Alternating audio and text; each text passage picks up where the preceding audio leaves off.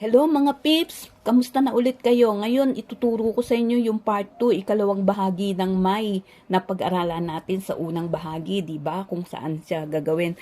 Ngayon, ika-anim na tayo. Okay, simulan na agad natin para matapos na tayo. So, ang May ay ginagamit kapag sinusundan. Okay, May.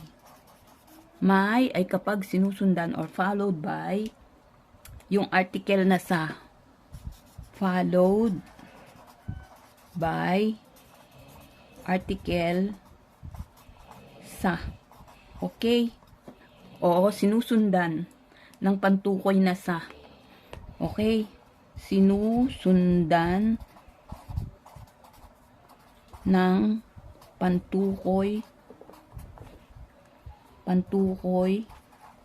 na sa. Halimbawa. Okay, halimbawa tayo, example. Okay? Okay.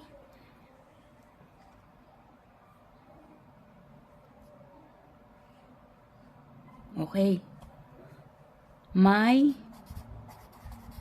sa palos si Kiko. Okay? Anong ibig sabihin nun? Anong ibig sabihin?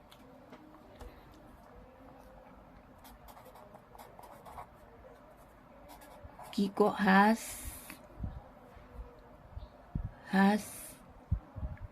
an effective has a effective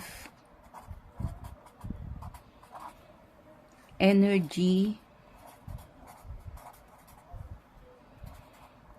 in running.